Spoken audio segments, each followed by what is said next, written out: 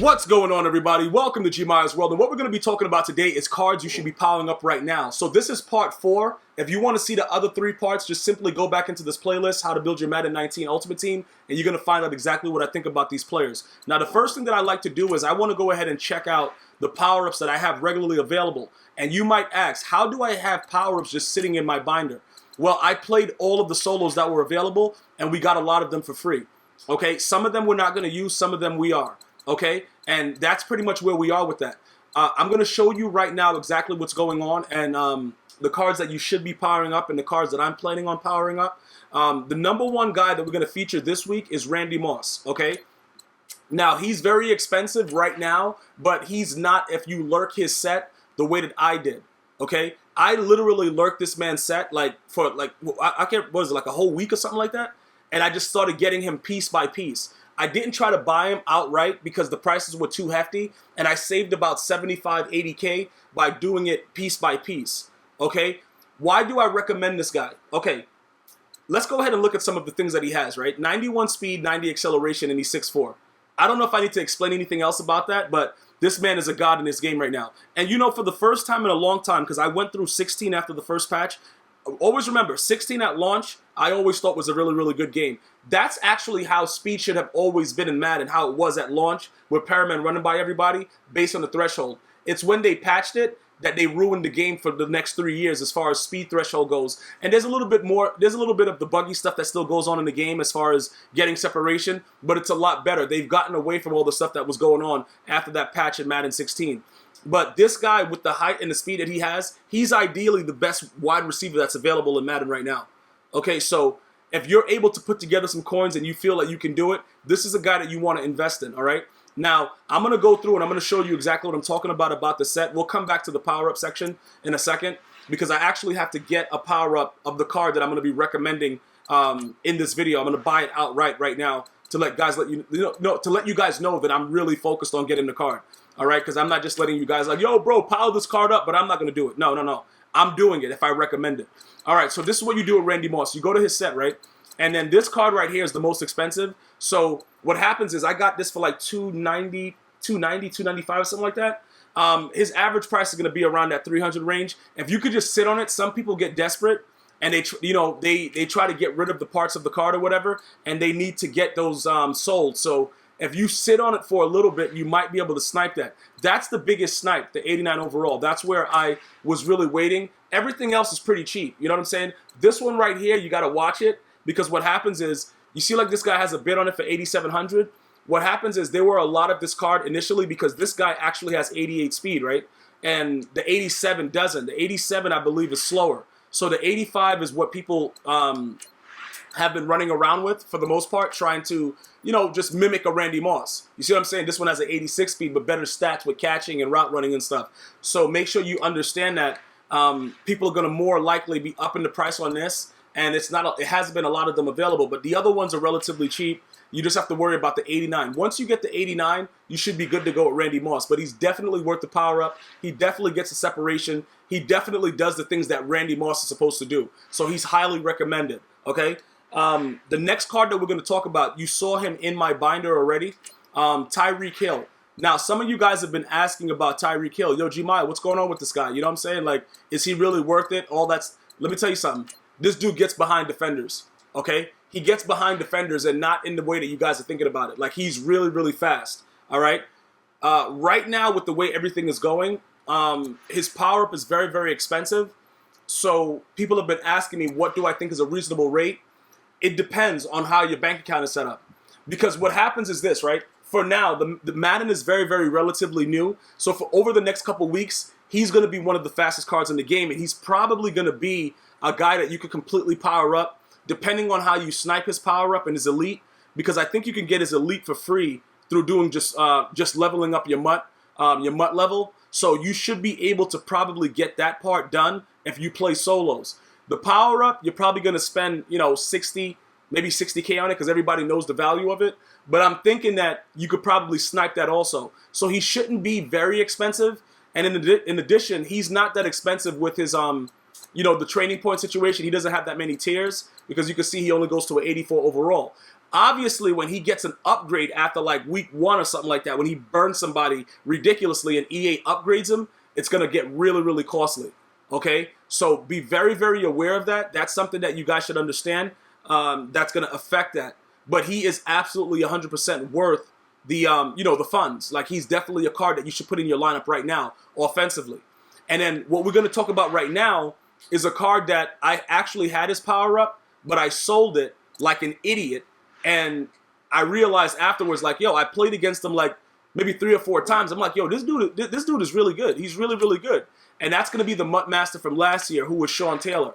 So what happens is this, guys. I need you guys to know this. We're going to go ahead and snipe him right now for 2,200. That's beautiful right there. But you can see the way our bank account is set up, it's not looking really pretty. So what we're going to have to do right now is I'm going to show you exactly what you're looking at as far as, going through with Sean Taylor. All the stuff in the middle, whatever, great. 275. You're gonna need about eight, maybe 1,000 training points, right? Then you're gonna need that what is that? That's powers up to an 88. The tier 9 item. You're gonna need his 90 overall to get him to a 91. Then the speed jumps to an 88. Okay? Then you unlock a special ability chem for him. This card right now is really, really good. Okay?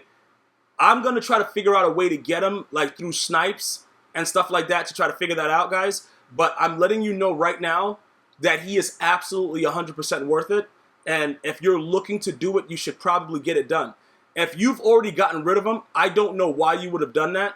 Like, honestly speaking, I don't realistically see why anyone would get rid of Sean Taylor at this point. Like, some cards are being rage sold. Like, you guys are still waiting for me to rage sell Mike Vick.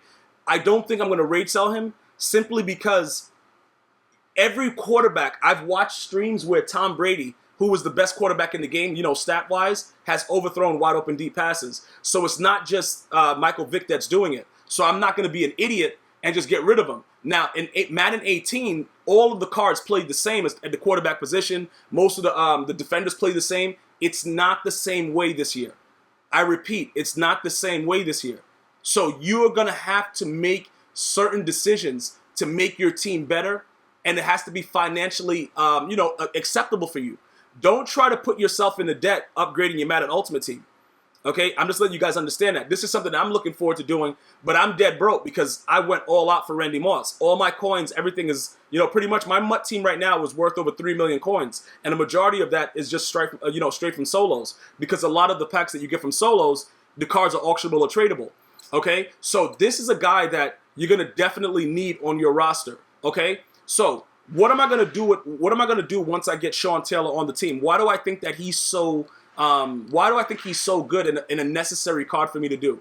Let me explain what goes on and what happens within Madden 19 Ultimate Team when you play online. What happens is every other mode other than salary cap, everybody comes out with like a 90,000 overall team, right? But most of them don't know what players they really need. They're just buying packs and doing everything. They're not paying their mortgage, and they're just investing everything into their team. Okay? So look, this is the case, right? We have to understand exactly what works, what works for us. Primarily, the offensive line is the key.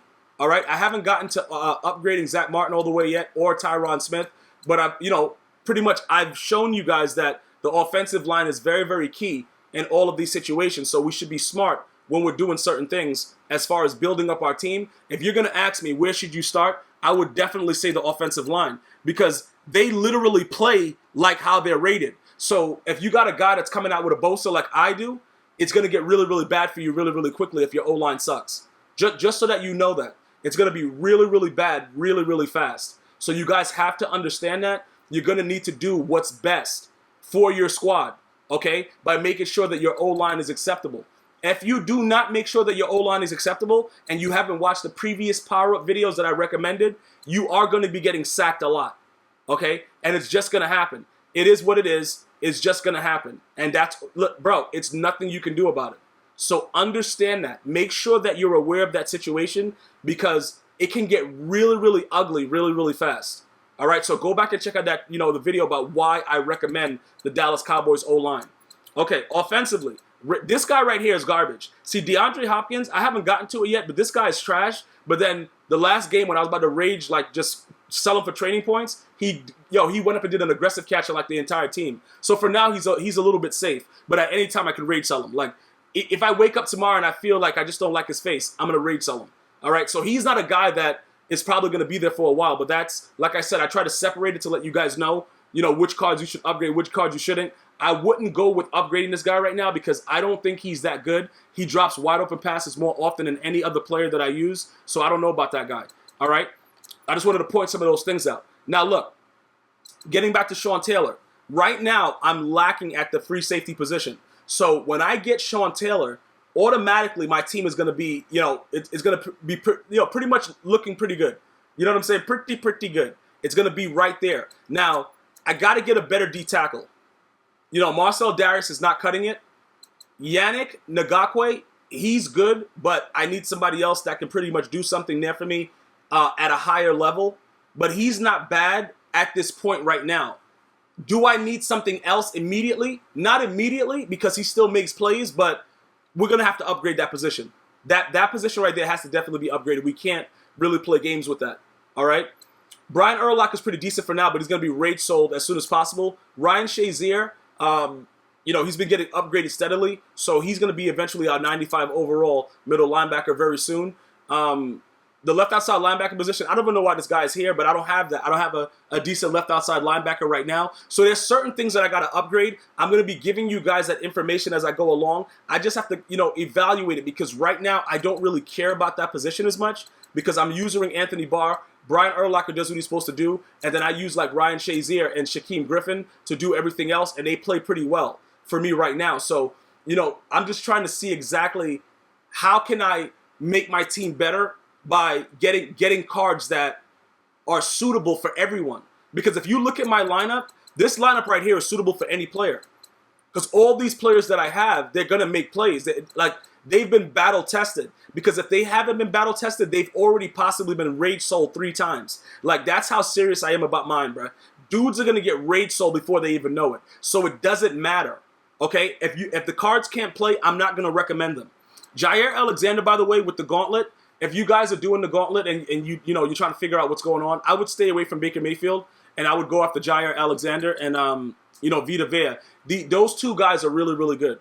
Okay, so I would definitely focus on those guys. If that was something that you were going to ask or tweet me about, if you watch thoroughly throughout the entire videos, like most of you guys do, you watch all the entirety of it, you would know all these things without even asking me. That's how I know in certain questions I just don't answer because I explain it in the video and some of you guys just rush through it and whatever, but most of you guys get it and you understand exactly what's going on. So those guys I would definitely keep right there. My rookie premier Denzel Ward, eventually he'll get some upgrades and we'll be working with that. But for now, everything seems to be suitable as what, except for right now. I just need a free safety. I have to get a better free safety. So Sean Taylor is on my list right now as that guy that I really, really need in my lineup. And then after that, I think I'll be pretty much good. I'll be ready to go. There won't be much issues as far as, a defensive player that I need to upgrade. So in the future, we're going to be looking at the left outside linebacker, another D tackle, and the right end. Okay? That's what I'm trying to focus on right now for the next video. I'm just doing a little bit more research, playing a little bit more games, seeing how they react against my O-line, and if they're going to work for all of us before I recommend them. I want to thank you guys for watching. Make sure you check out the previous videos about who you should be powering up in Madden 19. And I'm going to see you guys and girls next time. One love.